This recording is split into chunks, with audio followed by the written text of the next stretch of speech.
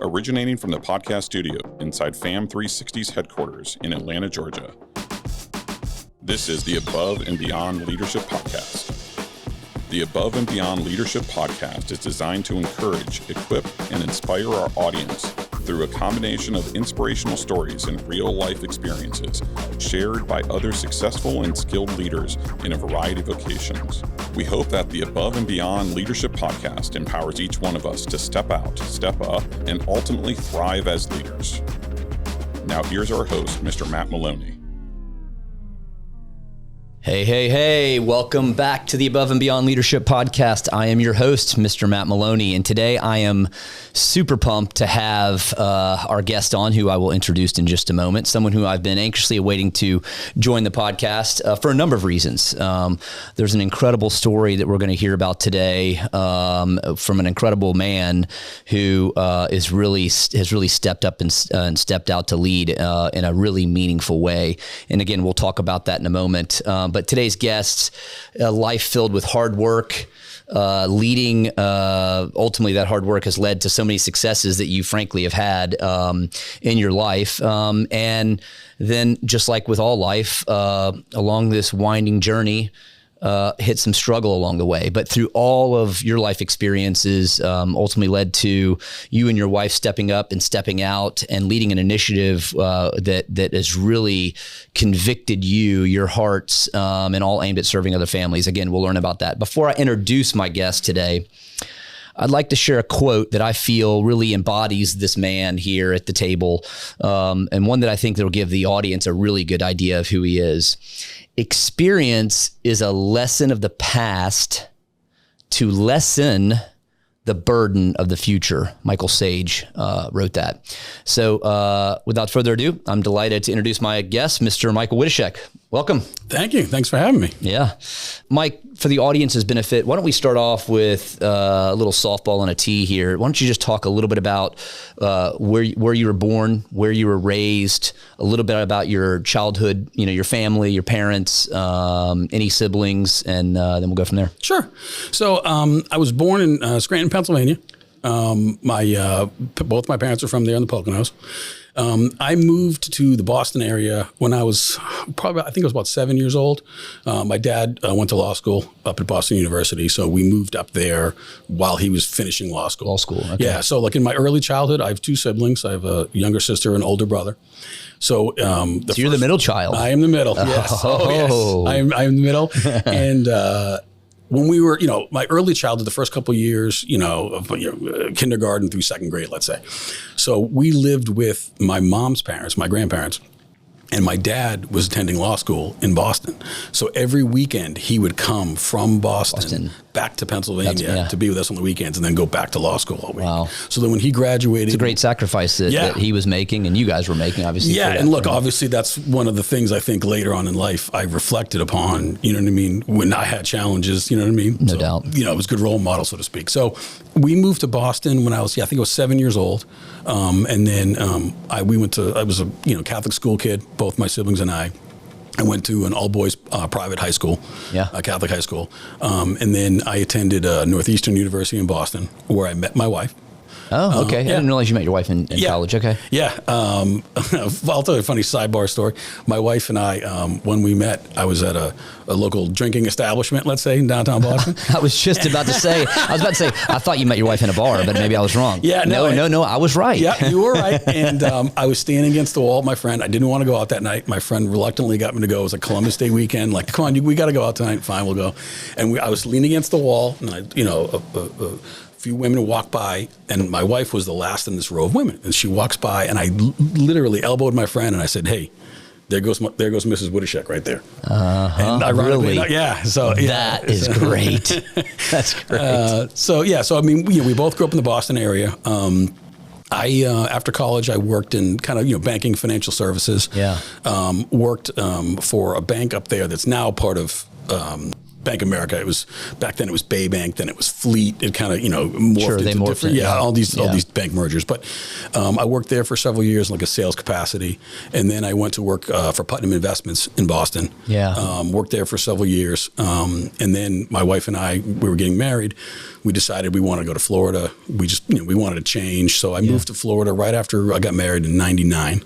So how long were you married before you moved? Literally like a month. Right away. Okay. Yeah, I mean, like we were dating for like 5 years before we got married. Okay, yeah. So we moved to Florida, and then 99.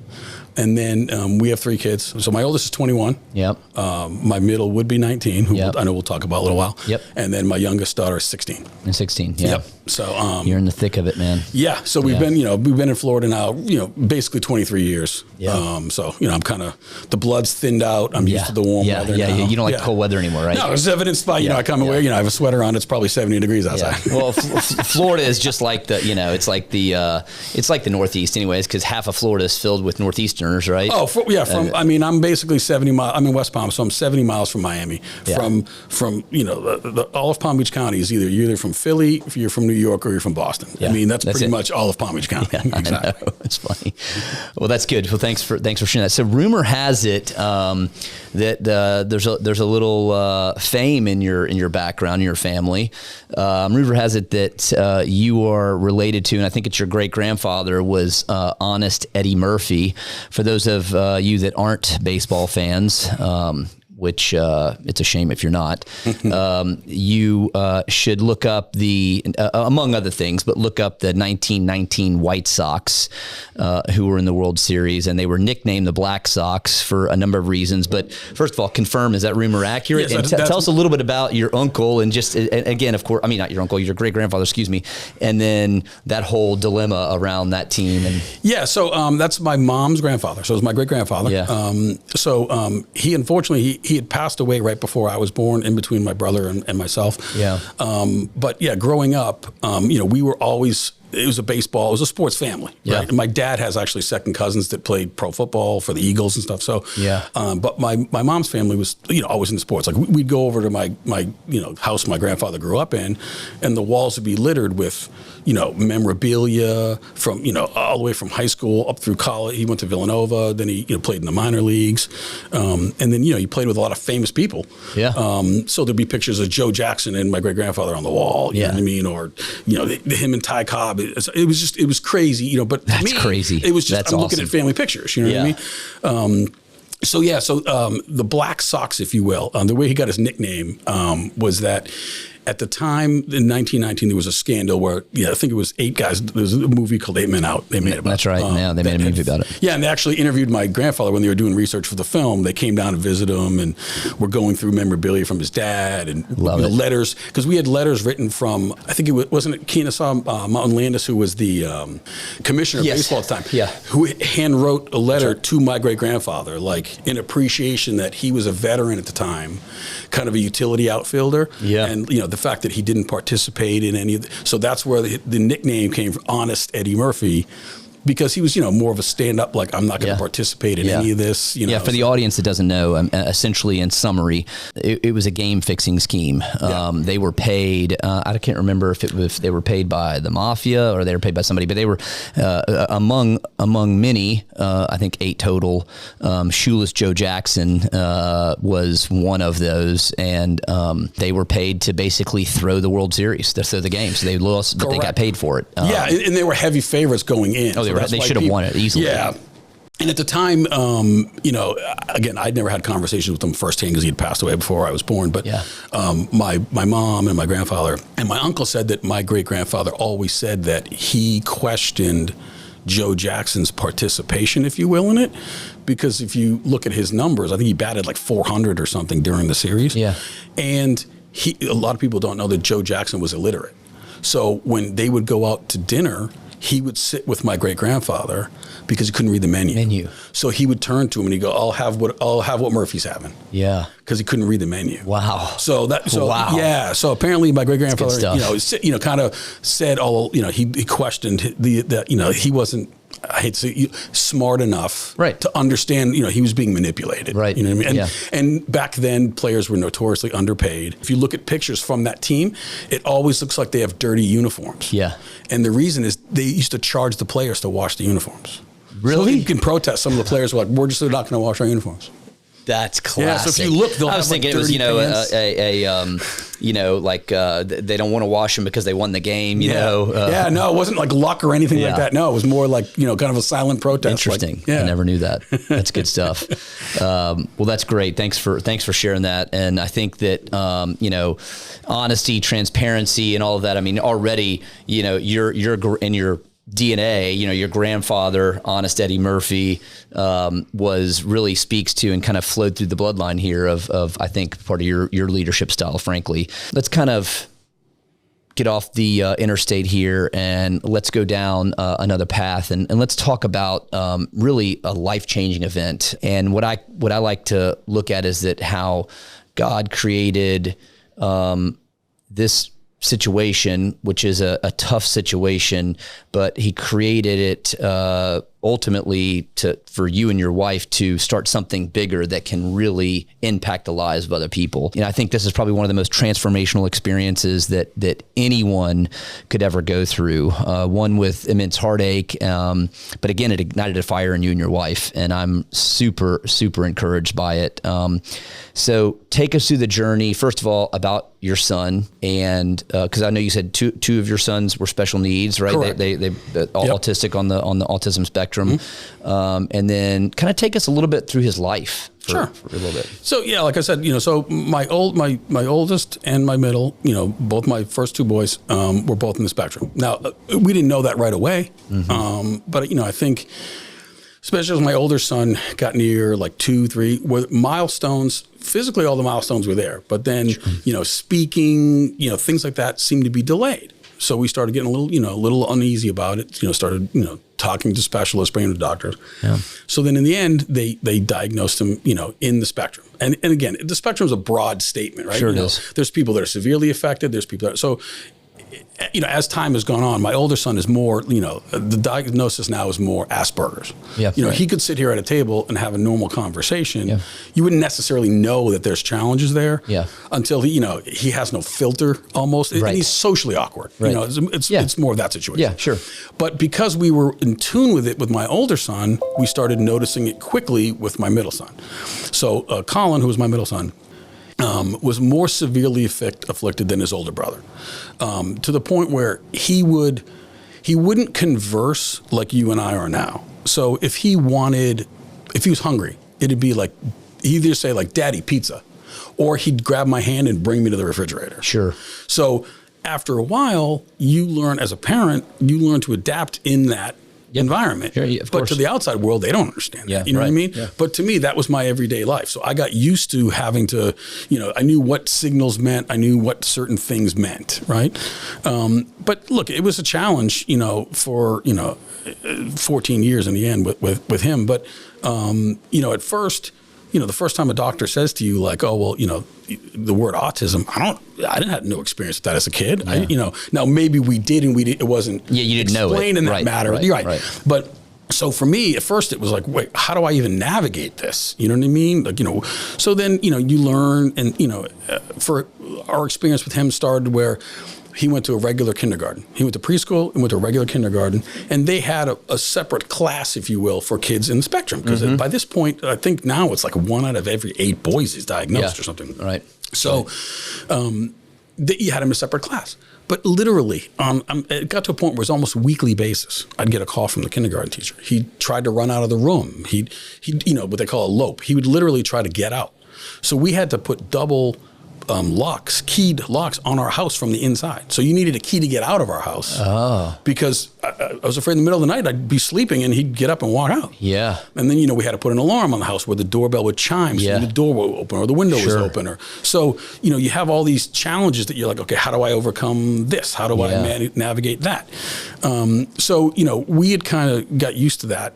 The school, like I said, he started eloping. I said, look, we got this is not going to work. We can't, they can't be calling me every week to leave work to come get him or my wife. Yeah. So we ended up pulling him out of regular school, and we got him into, after a lot of red tape, into a charter school locally, which is the Palm Beach School for Autism. Yeah. So he ended up attending there, and it was a specialized charter school just for kids like him. Yep. So when he first went there, it was a little jarring, to be honest with you, because it was located on the campus of the old tuberculosis hospital in West Palm Beach. Oh, wow. So it was like this parking lot with this big relic of an old building, and then a bunch of little outcroppings where the school was located. Sure. Yeah. So then, so it was, at first, like I said, it was jarring seeing that, but then after a couple of years, they're constantly trying to raise money, and more and more kids are getting diagnosed. So they're getting an influx, they're turning kids away. So they ended up moving to a new building. And it's kind of, a celebration, if you will, right? So and they're hiring new teachers, and they're trying to get new therapies and new things for these kids. So as that's going on, day to day, my son goes to school, comes home, but it's not like, you sit down to your homework. It's like he didn't communicate, like I said, converse. Sure, so right. You have picture books, you have other, like iPads, other ways of communicating with him. Sure. And like I said, a lot of it is, you get used to nonverbal communication. Absolutely. Yeah. So, unfortunately, because of that, it added a layer of complexity when ultimately he got sick. Mm-hmm. But he didn't walk downstairs and say, Mom, Dad, I don't feel good. I don't feel good, right. He's just not eating. Yeah. So then, we're getting concerned. Teachers are getting concerned. And about a month goes by where we're bringing him to the doctor. They're like, oh, maybe he's got walking pneumonia. Maybe but he's not telling you his symptoms. So we're trying to figure it out from what we observe. Yeah. They're trying to figure it out. So it got to a point where it was right before, I remember it was New Year's Eve. It was right before Christmas first, so I go to the doctor. I said, look, we got it. Something's wrong. My intuition, my wife's intuition, we know. Something's off here. Right. And I remember it was New Year's Eve. They reluctantly said, fine, you know what, here, we'll order an x-ray. Fine. So it's New Year's Eve. So we go to the local, radiation. Outpatient correct. Place, yeah. Right. It's like right by the mall there in Wellington, Florida. So I'm there with him. My wife's with my other two kids in the car. We're on the phone with my mom. Like, hey, what are we going to do for New Year's? What are we going to do tonight? Because I'm thinking we're going to pop in. They're going to say, oh, maybe he's got pneumonia. We see a little something. Yeah. So the technician's in the back, and there's like a wall. Now, I'm in the room with him because of the autism. I have to stand with him. So, I'm in the room with him. They got the jacket on. Jacket on you, yeah.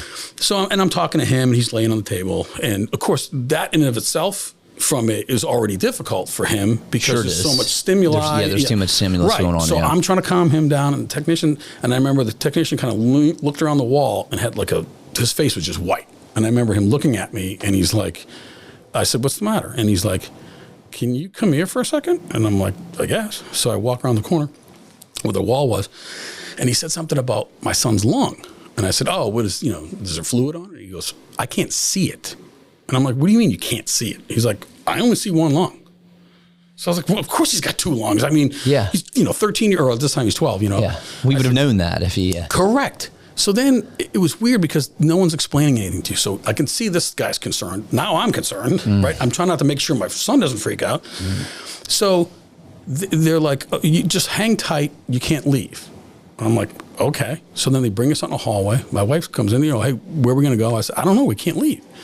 Then they're like, you and your wife need to stay. So I'm like, okay. So my mom takes my other two kids. Then they're like, do you need us to call an ambulance? I said, what are you talking about? My son and I walked in here. He's playing on his iPad. What ambulance? And they're like, we have to get you to the local hospital, which is right up the street from our house. They're like, he needs to go immediately. There's something wrong. But they won't really tell us what's going on. They're like, your pediatrician will call you when you get there. So we go up. They bring us to the ER. They check us in. They got him in a room. They're doing all these tests and stuff. So he's sitting on a You're frustrated and scared and concerned. Like, somebody tell me what's going on here. That's exactly right. And I'm more frustrated. I think you're right. Is the word. I was more like, just someone tell me. You know what I mean? What's going on? And then I remember, the ER doctor was there, and he's behind a little wall where all the nurses' station is, and the door's open. So we're in there with my son. He's playing on his computer, on his iPad. And I could see the doctor looking at me, and then I walked out and I said, "Look, just tell me what's going on. Yeah. Just hit me with it right now." Yeah. And he's like, "Okay, I'm going to show you something." He's like, "You just got to remain calm." I'm like, "Okay." So I walk around the corner. He's like, and I'm looking at a monitor. I don't know what I'm not a doctor. Yeah, of course. I'm looking at this screen, and he's like, "Okay, do you see this?" I'm like, "Yeah." And he's like explaining, and he's like, "Do you see this?" I'm like, "Yeah." He's like, that's a tumor. And I'm like, what? And he's like, yeah. And then he's like, do you see this way over here? And he's pointing like to here on the screen. And I'm like, yeah. And he goes, that's your son's heart. So he's like, it had displaced to the point where it was oh my goodness. So, and I said to him, I'm like, well, what do you mean? Is that like the size? Like, I'm trying to get depth perception. Yeah. So I'm like, okay, is that like a fist? He goes, the tumor. He goes, no, it's like a football. So I was like, what? You know what I mean? So they're like, we have to take you to, they were afraid of his heart. So they're like, we have to go find a heart specialist. So subsequently they take him, we go down to Joe DiMaggio Children's in Fort Lauderdale. Yeah. So about 45 minutes from my house. We get there. Now it's New Year's. They're like, well, we can't really do anything. There's, everyone's on call. There's only like one surgeon on call. And we're in the pediatric ICU. So they're like, we're going to do a biopsy on like Tuesday or whatever after the holiday weekend. I think New Year's fell on a weekend that year. So they're like, but we just got to keep him here to monitor because we're afraid of his heart. Yeah. But all his vitals were good. So they're like, so ended up, we stay there that weekend. Then they're like, okay, they do a biopsy. They send it to Sloan Kettering. They're like, we're going to send you to your local hospital because it's now an oncology issue. Once he's there, any oncology team, they have a network. Okay. So I'm just doing what I'm told, I'm just worried about him at this point. Yeah. So, we go up, they bring him up to West Palm. We're there. So then they explain, they can't figure out what this is. They're like, look, it's some kind of undefined sarcoma. We don't know what it is. We're going to try. So they come up with a plan. We're going to do so many rounds of chemo. And if that doesn't work, we'll try radiation. They're coming up with a plan. Okay, fine. So I need to know the plan so we can move forward. Yeah. So he's there at the hospital. Now keep in mind, like, other than him not really eating, there's no outward signs that he's not in pain. He's joking. He's like he's in himself. He looks like he's in perfect health. Correct. Except for the fact that he lost some weight. Correct. So I think he was there till almost his birthday, which is February. So he was in over a month. They wouldn't let him go because they're like afraid with the heart. They try a round of chemo. They try another round of chemo. And then they're like, look, we're not getting results. It's not doing anything. It's not improving. No. So they're like, we're going to send you down to Miami and we're going to meet with a cardiothoracic surgeon to see if they can remove this. Okay. Whatever we got to do, we do. So we take him down. So by this point, they let him out because they notice his vitals have been stable now for a couple of weeks. Yeah.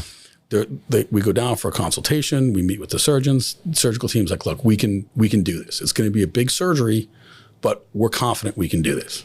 So I said, okay, let's do this. So we schedule it down there. We bring him down to Miami. We do it. So they literally had to open him up. They had to pick up his heart. They didn't know where the lung stopped, the tumor stopped and the lung began. So they had to remove his lung. So they're like, look, we have to remove the whole thing at the stem. So he's going to have one lung for the rest of his life, but we think we can do it. We think we can get it So out. I said as a parent, you're already like, hold on a minute. Like, you're trying to. I mean, you're processing all this. And you have, and it's not like you have time to process No. it. It's like, we have to do this surgery at 8 a.m. tomorrow morning. And you're like, okay. So they do it. And literally within 3 days, he's running around the ICU. Like, because they were like, we have to get him up. We have to get him moving because they're afraid of atrophy. So they're like, for the first day, he's kind of like half walking behind the wheelchair. First he's in the wheelchair, then they're like, he's pushing it. Then like literally 3 days later, he's like running around, like laughing. Yeah. 8 days later, he's home after this major surgery. So I'm that's incredible. This is amazing. So then they're like, hey, we got negative margins. We're good. So we had this whole post-surgery plan. Like, it was going to be radiation. We met with the radiation team there. They're like, I said, well, what are we doing about all this? We don't want to get, additional exposure if we don't need to. We got negative margins from this tumor. We're just going to monitor it every 3 months.